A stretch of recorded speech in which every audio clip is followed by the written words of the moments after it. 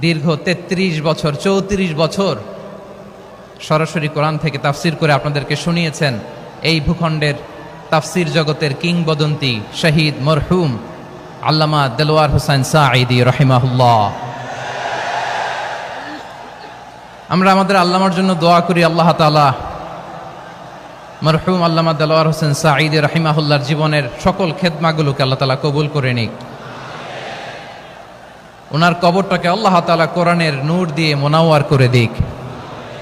আমি আরো সৌভাগ্যবান যে আমি অত্যন্ত নগণ্য ক্ষুদ্র একজন কোরআনের ছাত্র হয়ে কোরআন থেকে যা বুঝেছি এই কথাগুলো যখন দেশ থেকে দেশান্তরে যেখানেই যাই শোনাবার জন্য লক্ষ লক্ষ দিনী ভাইরা সেখানে উপস্থিত হয়, আলহামদুলিল্লাহ। এবং যারা আসতে পারেন না, এরকম কোটি কোটি বনি আদম পরবর্তীতে সোশ্যাল মিডিয়ার কল্যাণে তারা কথাগুলো শোনেন, আলহামদুলিল্লাহ।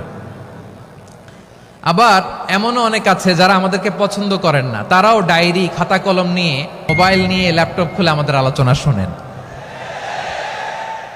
আমি তাদেরকেও ভালোবাসি, কারণ আমার স্লোগান হচ্ছে হেরে যাবে ওদের হিংসা, ষড়যন্ত্র, জিতে যাবে আমাদের ভালোবাসা। যারা আমাদের বিরোধিতা করে, আমাদের ব্যাপারে ঘৃণা ছড়ায়, তাদের জন্য আমাদের বুক ভরা দরদ আর ভালোবাসা আছে না নাই? কারণ ভালোবাসা দিয়ে যা জয় করা যায়, কঠোরতা দিয়ে তা পারা যায় না। তো যারা বিরোধিতার জন্য আমাদের আলোচনা শোনেন তাদেরকে ওয়েলকাম। যারা আমাদের আলোচনা আউট অফ কনটেক্সট নিয়ে এক জায়গার মাথা আর এক জায়গার লেজ জুড়ে দেন, তাদেরকে ওয়েলকাম। গত সপ্তাহে আপনারা জানেন খুলনা বিভাগের প্রোগ্রাম আমি দিয়েছিলাম যশোরে আদ্দিন ফাউন্ডেশনের উদ্যোগে।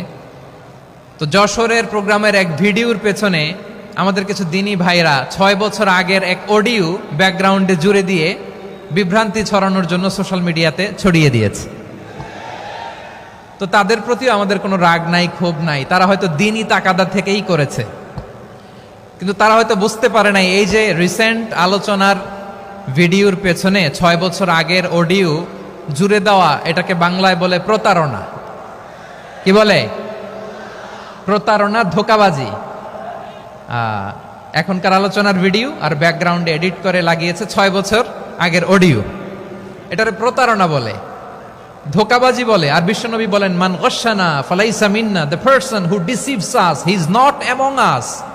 যে আমাদেরকে ধোঁকা দেয় সে আমাদের অন্তর্ভুক্ত নয়। তো বিশ্বনবীর এই হাদিস তারা মনে রাখে না।